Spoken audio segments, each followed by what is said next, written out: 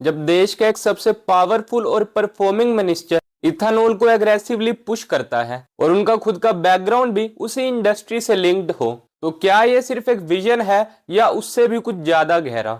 नितिन गडकरी वो नाम जो इंडिया के हाईवेज बदलने के लिए जाना जाता है, लेकिन उनका एक दूसरा मिशन भी है, इथानॉल। वो कहते हैं कि India will be soon an ethanol economy, लेकिन सवाल तब उठते हैं जब पॉलिसी बनाने वाले और पॉलिसी से फायदा उठाने वाला इकोसिस्टम दोनों शायद एक ही रास्ते पर चल रहा हो।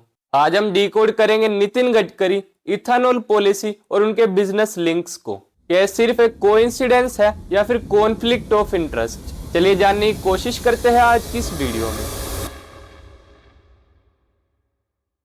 जय हिंद, मेरा नाम है अनुराग शर्मा और स्वागत है आपके एक नई वीडियो में। इससे पहले कि हम सीधा सवालों पर आए, हमें यहाँ उनके ट्रैक रिकॉर्ड के बारे में भी जान लेना चाहिए। आज जब पूरा देश उन्हें नितिन गडकरी से ज्यादा रोडकरी के नाम से जानता है, तो ऐसे में सवाल उठता है कि उनकी ये लार्जर देन लाइफ जैसी इमेज बनी कैसे। क्यों उन्हें एक ऐसा लीडर माना जाता है जो पॉलिटिक्स से ऊपर उठकर सिर्फ डिलीवरी पर फोकस करते हैं। नैतिकता और कंट्रोवर्सी से परे अगर उनके ट्रैक रिकॉर्ड को देखा जाए तो उनकी इमेज एक मैसिव स्केल पर काम करने वाले रिफॉर्मिस्ट की तरह प्रोजेक्ट की जाती है। उनका नाम रोडकरी भी इसीलिए पड़ा क्योंकि उनके टेन्योर में हाईवेज बनाने की रफ्तार 30 से 40 किलोमीटर प्रतिदिन पहुंचने का दावा किया जाता है। जब बाकी के मंत्रालय फाइल्स में उलझे होते थे, तब गडकरी का ऑफिस फास्ट ट्रैक डिसीजन के लिए जाना जाने लगा। उनका पब्लिक पर्सोना किसी ट्रेडिशनल पॉलिटिशियन जैसा नहीं, बल्कि एक चीफ एग्जीक्यूटिव जैसा लगता है जो हमेशा फ्यूचरिस्टिक बातें करते हैं, चाहे वो इलेक्ट्रिक व्हीकल्स का शोर हो या ग्रीन हाइड्रोजन का सपना। नितिन गडकरी ने एक ऐसा नैरेटिव सेट किया है जहां वो हर प्रॉब्लम का सॉल्यूशन टेक्नोलॉजी और इंफ्रास्ट्रक्चर में ढूंढते हैं, और इसी नैरेटिव का सबसे बड़ा पिलर है द इथानॉल ब्लेंडिंग प्रोग्राम। उनका लॉजिक बड़ा सीधा और रिलेटेबल लगता है कि इंडिया हर साल क्रूड ऑयल इंपोर्ट करने में लगभग $100 बिलियन खर्च करता है, जिस पर नितिन गडकरी का यह कहना है कि अगर हम पेट्रोल में 20% इथानॉल मिला दें तो हम विदेशी तेल पर अपनी डिपेंडेंसी कम कर सकते हैं, जिससे पैसा गल्फ कंट्रीज में जाने के बजाय सीधा भारत के किसानों की जेब में जाएगा। इस लॉजिक ने उन्हें फार्मर फ्रेंडली और नेशन बिल्डर का एक ऐसा स्ट्रॉन्ग प्रोटेक्टिव शील्ड दिया है जिसे पेनिट्रेट करना मुश्किल है। लेकिन जब हम इस इमेज की लेयर्स हटाते हैं तो हमें एक और रियलिटी दिखाई देती है,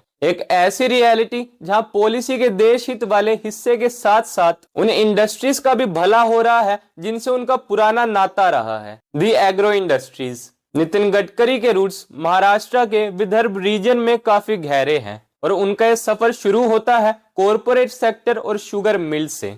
पब्लिकली अवेलेबल रिकॉर्ड्स के मुताबिक उनसे जुड़ा एक नाम बार बार निकल कर आता है, पूर्ति ग्रुप, जिसे अब पूर्ति पावर एंड शुगर लिमिटेड के नाम से भी जाना जाता है, जिसकी शुरुआत साल 1995 में नितिन गडकरी ने ही करी थी, जो कि कोई छोटी मोटी कंपनी नहीं बल्कि आज के समय में एक ऐसा एम्पायर बन चुका है जो इथेनॉल प्रोडक्शन में अहम भूमिका निभाता है। रिकॉर्ड्स के मुताबिक जब साल 2011-12 में नितिन गडकरी नेशनल पॉलिटिक्स में काफी मेजर रोल प्ले कर रहे थे, तो तब उन्होंने इस ग्रुप के बोर्ड से ऑफिशियली रिजाइन कर दिया। लेकिन उनका ये रिश्ता क्या वाकई खत्म हो चुका है? तो इसका जवाब है नहीं।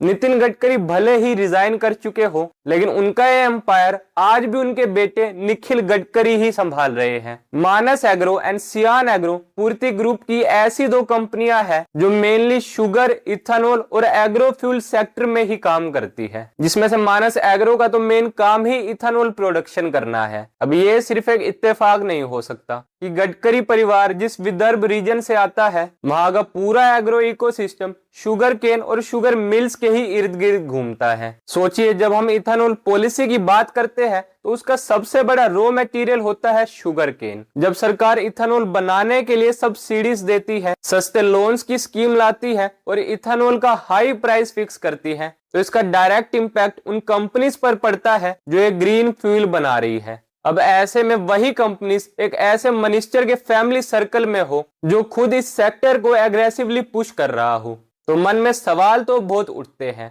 यह सिर्फ एक सेक्टोरल नॉलेज है जो उन्हें इस सेक्टर में बेहतरीन पॉलिसीज बनाने के लिए मदद करती है, या फिर एक ऐसी सिचुएशन है जहां पब्लिक पॉलिसीज और प्राइवेट इंटरेस्ट एक ही रास्ते पर मिल रहे हैं। अब बात चाहे जो भी हो, लेकिन एक बात तो तय है, इस इथेनॉल पॉलिसी की वजह से उन लोगों का फायदा तो जरूर होगा और उन लोगों को रातों रात माला माल बना सकती है जो भी इस इंडस्ट्री से जुड़े हुए हैं। बाकी इस पर आप क्या सोचते हैं हमें कमेंट सेक्शन में लिखकर जरूर बताएं। टिल देन गुड बाय, जय हिंद, वंदे मातरम।